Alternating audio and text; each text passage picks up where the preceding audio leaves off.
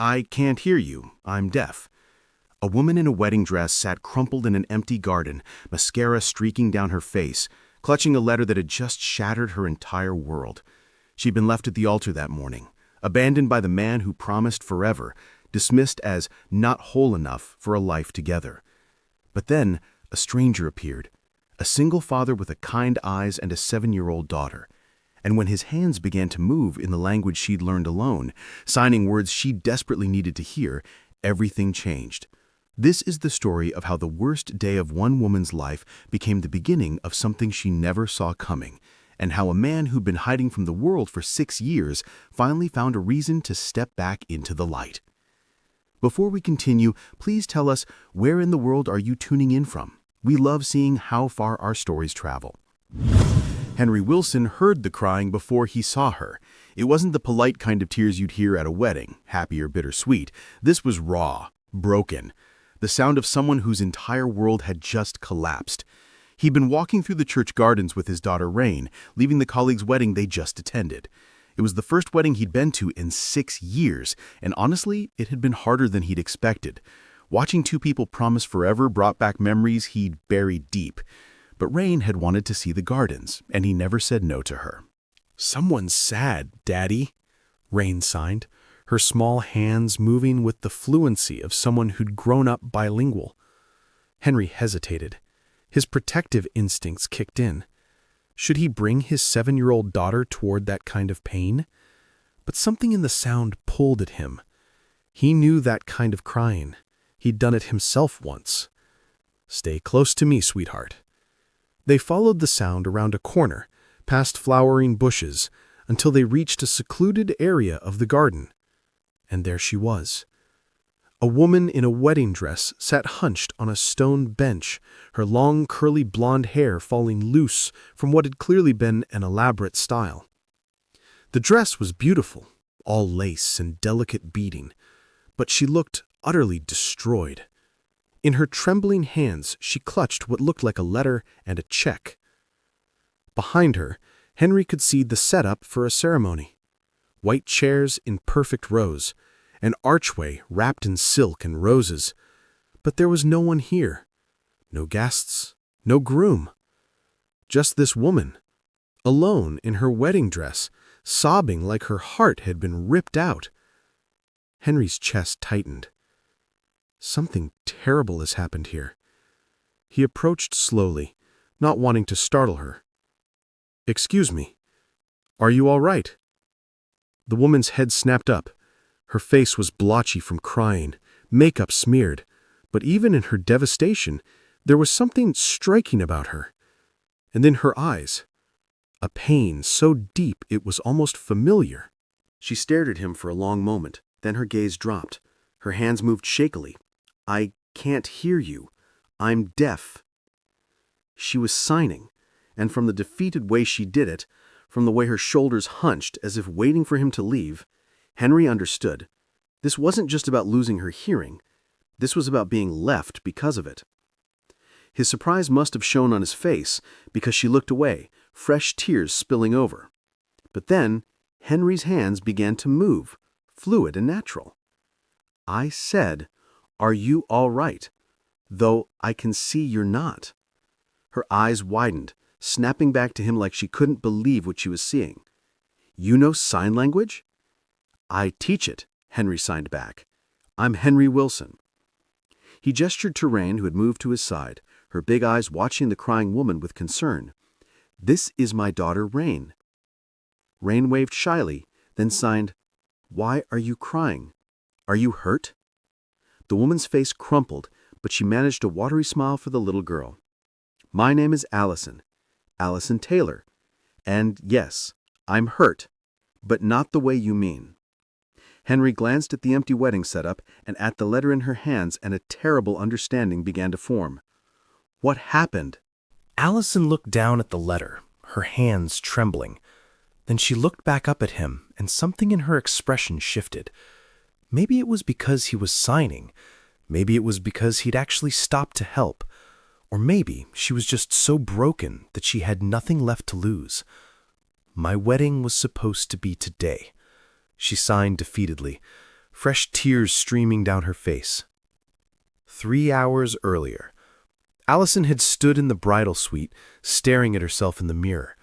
The dress fit perfectly. Her hair was done, makeup flawless. This was supposed to be it, the day she'd been waiting for, the day that would prove everything was going to be okay. 2 years. 2 years since the accident that changed everything. 2 years of learning to navigate a silent world. 2 years of physical therapy, doctor's appointments, and learning ASL. 2 years of waiting for her fiancé to fully show up for her the way he'd promised. But today was their fresh start. Today, they'd finally become husband and wife. A knock on the door. One of the bridesmaids poked her head in. Allison couldn't hear her, but she could read lips well enough now. Package for you. A gift, maybe? Something from her fiancé? Allison took the small box, her heart fluttering with anticipation. She opened it slowly, carefully.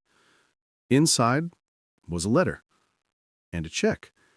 Her hands began to shake before she even started reading. Allison, I'm sorry. I can't do this. I thought I could, but I can't. You deserve someone who can build the life you want, and I'm not that person. I can't spend my life in silence. I can't raise a family with someone who can't hear our children laugh or cry. You need someone who can handle your situation. I'm not cut out for it. I hope you understand. The $20,000 should help you move forward. I wish you all the best. The words blurred. Her breathing stopped. This couldn't be real. This couldn't be happening. Not today. Not like this. She read it again, hoping she'd misunderstood. But the words remained the same. Someone who can handle your situation. Not cut out for it. $20,000 should help. He was buying his way out, reducing 10 years of promises to a check. The room spun. Allison gripped the edge of the vanity, trying to breathe, trying to think. This was her wedding day. Guests were arriving. The ceremony was supposed to start in an hour, and her fiancé had just left her. Through text, through a letter and a check. Because she was deaf. The wedding was canceled. An announcement was made. Guests whispered and left, their eyes full of pity that made Allison want to disappear. She couldn't hear their voices, but she could see their faces, see the way they looked at her. Poor thing. I always wondered if he'd go through with it. Must be so hard for him. She'd fled to the garden, to the empty ceremony space that was supposed to hold her future, and she'd broken down completely. He left you, Henry signed, his expression somewhere between anger and heartbreak. On your wedding day. Allison nodded, unable to do anything else. Because your death. Another nod. She held up the check with a bitter laugh. $20,000. That's what I'm worth, apparently. Compensation for, what did he say? Everything. Rain tugged on Henry's sleeve. That's mean, Daddy. That man is really mean. Yes, he is, Henry signed back to his daughter. Then to Allison. I'm so sorry. I can't imagine. He stopped himself. Because that wasn't quite true. He could imagine. He knew what it felt like when life pulled the rug out from under you. When the person you thought would be there forever suddenly wasn't. Can I sit? He asked. Allison gestured weakly to the bench. What did it matter? Her wedding was ruined. Her fiancé was gone. A stranger witnessing her humiliation couldn't make things worse. Henry sat down, maintaining a respectful distance. Rain climbed up beside him, her flower-patterned dress spreading around her. How long were you together? Henry asked. Since college, 10 years total. Allison's hands moved slowly, like each sign took effort. We got engaged 2 years ago, same night as the accident. Accident? Allison's face tightened. He was driving. We'd been celebrating the engagement.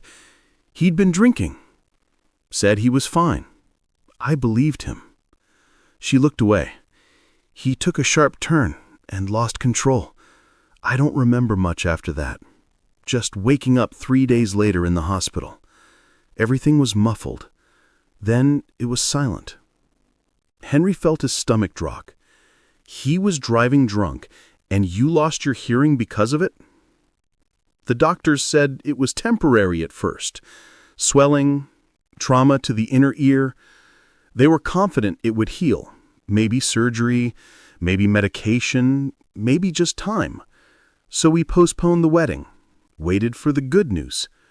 Her hands shook. But 6 months later, they said the auditory nerve was too damaged. Permanently. There was no cure. And what did he do? At first, he was there, guilty but present. He promised we'd figure it out together, that we'd learn ASL together. Allison's laugh was hollow. I started classes immediately. I threw myself into it, but he'd pick up a few signs, then forget them, say he'd study later, claim work was too busy. I made excuses for him.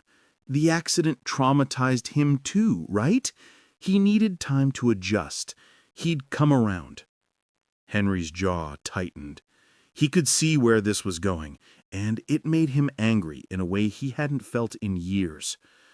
He never really learned, did he? No. The sign was small, defeated. But he kept planning the wedding, kept saying we'd make it work. I believed him because I needed to believe someone would choose me, even like this. Rain, who had been watching quietly, suddenly signed. You're not broken. Daddy says everyone has different ways of being in the world. Yours is just quiet. Allison's eyes filled with fresh tears, but this time there was something softer in them. Your daddy sounds smart. He is, Rain confirmed with the absolute certainty of a 7-year-old. And he's really good at making pasta. Despite everything, Allison laughed. Actually laughed. The sound was rusty, unpracticed, but genuine. Henry watched her, this woman who'd been abandoned at her most vulnerable, who was still capable of laughing with a child she'd just met. Something shifted in his chest, something he hadn't felt in a long time. You need to know something, he signed, his movements deliberate, making sure she caught every word. You're not broken. You're not less than whole. Anyone who can't see that doesn't deserve you. You deserve better, so much better than a coward who tried to project his fears on you. Allison stared at him. You don't even know me. I know enough. Henry leaned forward slightly. I know you survived something that would have destroyed other people. I know you learned an entirely new language and way of navigating the world. I know you're sitting here in a wedding dress, having been abandoned in the cruelest way possible, and you're still here, still breathing, still fighting. He paused. That's not weakness, Allison. That's incredible strength. Her lip quivered. I feel like I'm drowning. I know that feeling. How could you possibly... My wife died 6 years ago. The signs came slower now, weighted with old grief. Asthmatic attack. I was at work. Her inhaler was across the room in her purse. Rain was only a year old. By the time our neighbor heard Rain crying and broke down the door, he didn't need to finish. Allison's face showed she understood. I'm so sorry. I felt like I was drowning for a long time, Henry continued. Some days I still do, but I kept going because Rain needed me, because my students needed me. And eventually I remembered that surviving isn't the same as living. He glanced at his daughter, who was watching a butterfly. I'm still figuring out the living part, but I'm trying. How? Allison signed, desperate. How do you start? Henry stood and extended his hand. Maybe by getting off this bench. Maybe by letting a stranger and his daughter walk you inside, help you out of that dress, and take you somewhere that isn't this place. I don't understand. Why would you help me? Because 6 years ago, I started hiding from the world. Today was the first time I came out. Maybe I was meant to be here. Henry's expression softened. Or maybe I just can't walk away from someone who needs help, especially when I actually have something to offer. ASL lessons? Allison signed with a weak attempt at humor. Understanding, Henry corrected. Someone who gets what it's like to have life rip something fundamental away and expect you to just keep going. Rain stood up and tugged gently on Allison's dress. You can come have dinner with us. Daddy makes really good pasta, and we have chocolate ice cream. Allison looked between this man and his daughter, these complete strangers who were showing her more compassion in 10 minutes than her fiancé had shown in months. And she made a decision. Okay. They helped her inside the church building, waited while she changed into the simple sundress she'd brought for after the reception, a reception that would never happen. When she emerged, hair down and face washed clean, she looked different. Younger. Less burdened. Ready? Henry signed. Allison took a breath and nodded. As they walked to his car, Rain took Allison's hand naturally, signing about the butterflies she'd seen and asking if Allison liked chocolate or vanilla ice cream better. Henry watched them, his resilient daughter, and this broken woman who was trying so hard to hold herself together, and felt something crack open in his chest, something he'd kept locked away since his wife died. Hope.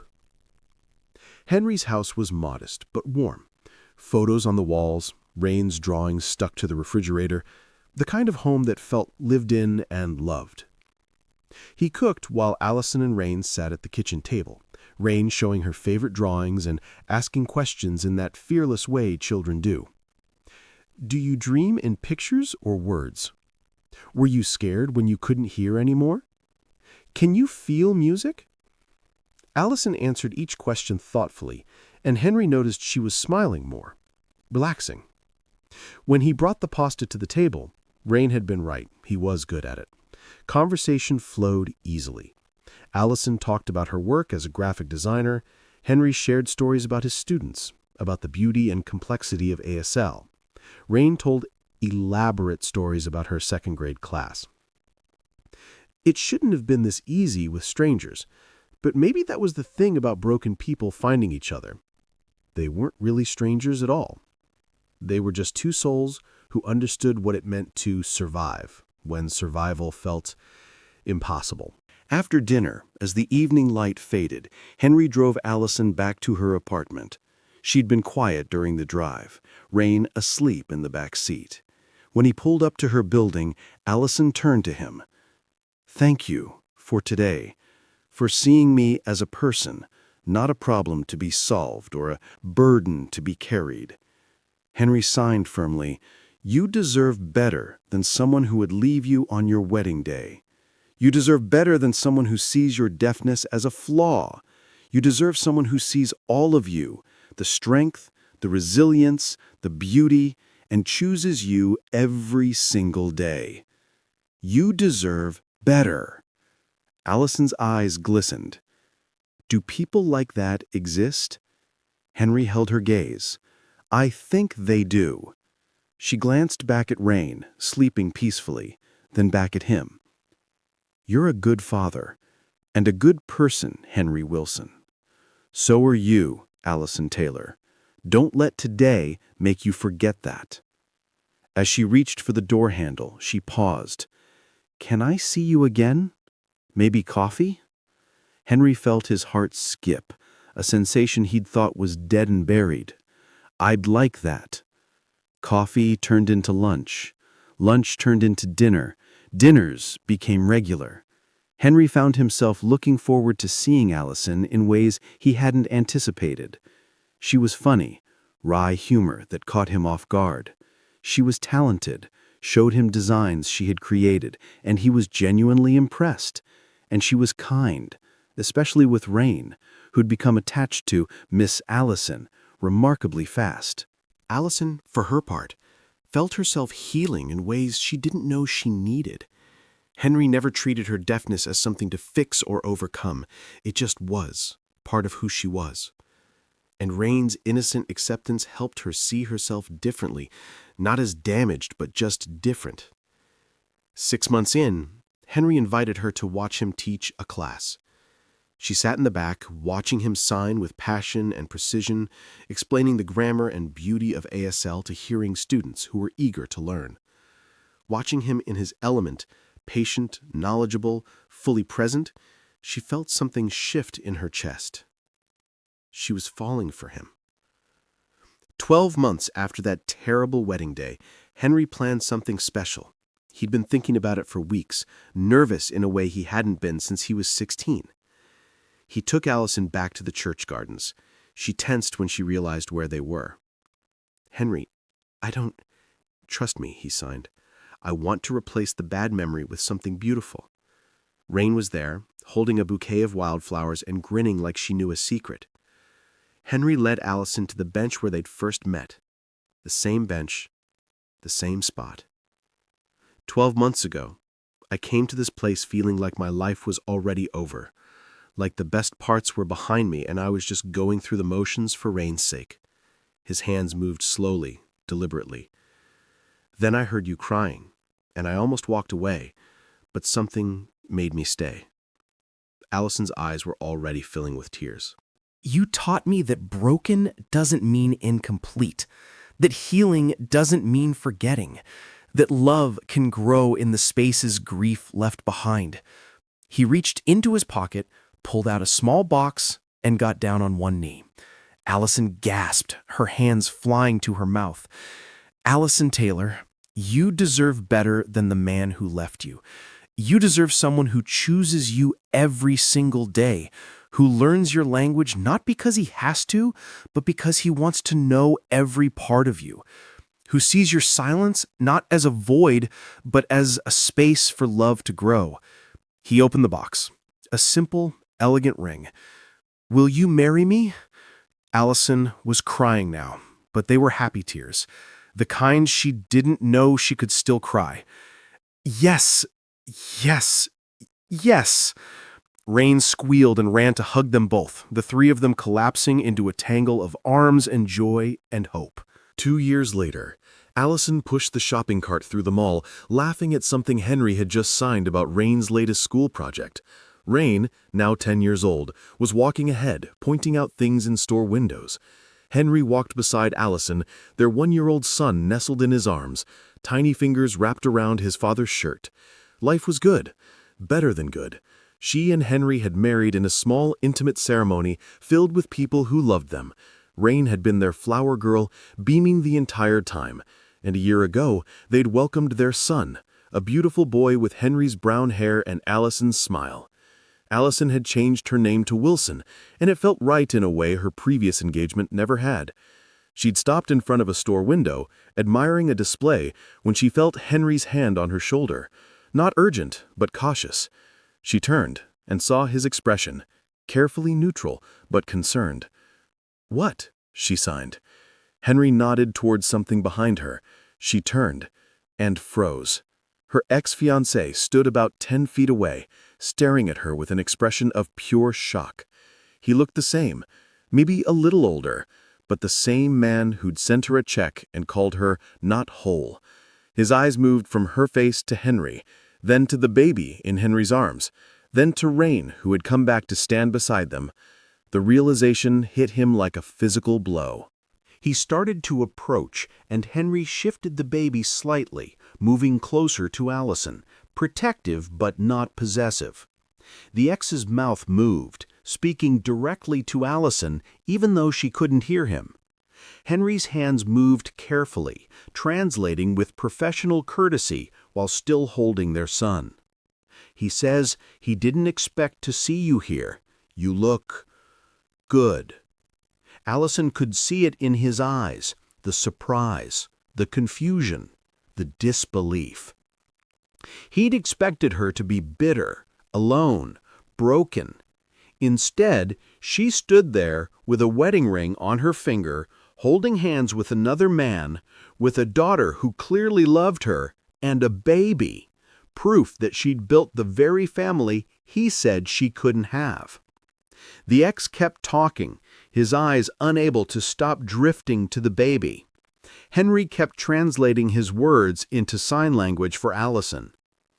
He says he's been thinking about you, wants to apologize for how things ended. He was wrong to... Allison held up her hand. Henry stopped signing. She looked at her ex for a long moment, then her hands began to move. Henry's voice followed, speaking aloud what she signed, giving her words a voice her ex could understand. "I've forgiven you," Allison signed as Henry spoke. The ex looked relieved, until she continued. "I'm actually thankful you left me." Her hands moved while Henry voiced the words. His face fell. "If you hadn't, I never would have met my husband." She squeezed Henry's hand, then gently touched her son's tiny foot. Henry continued translating. "I never would have found the family I have now. The man who chose me every single day, not despite who I am, but because of who I am. The family you said I couldn't build." Rain signed to Allison, "I love you, Mom," and Allison's heart swelled.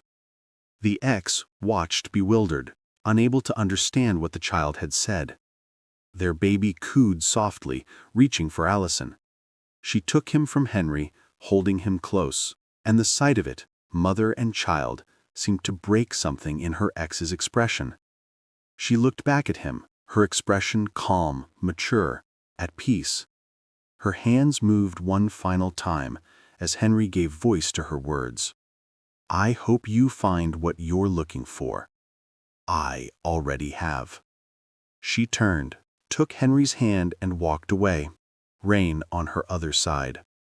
Their baby in her arms, a family. Her ex stood there, head bowed, the weight of what he threw away crushing him. She'd built everything he said was impossible, with someone else. And the bitter irony wasn't lost on him. He'd never bothered to learn her language, but her new husband had become her voice without hesitation. Once they were out of sight, Allison stopped and looked at Henry. "Thank you for being you.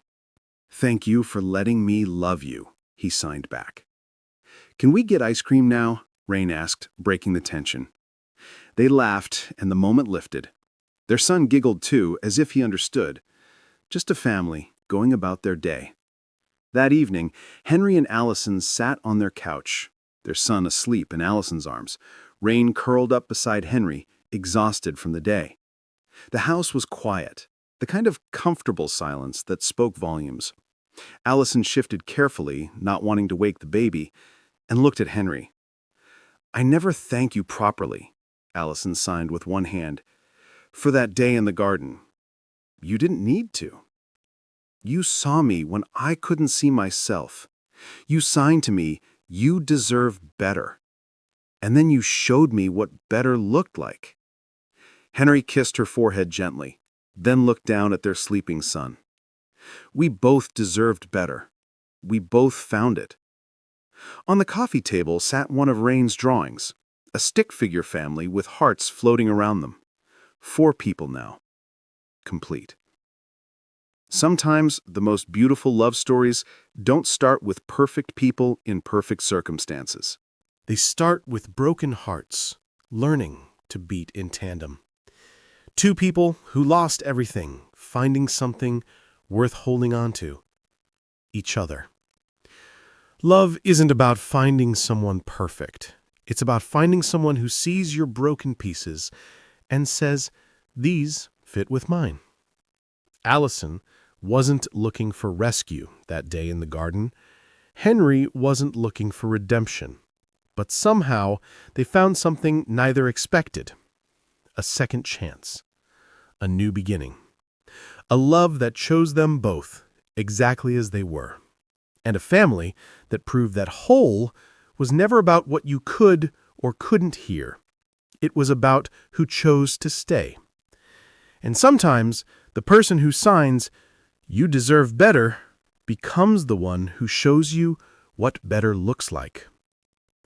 Friends, if this story touched your heart the way it touched mine, if it reminded you of the power we all have to change someone's life with a simple act of kindness, please don't just watch and walk away.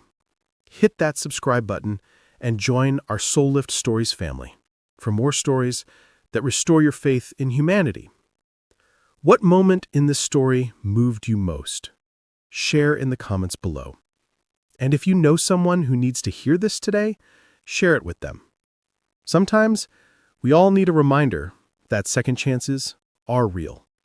We'll see you in the next story.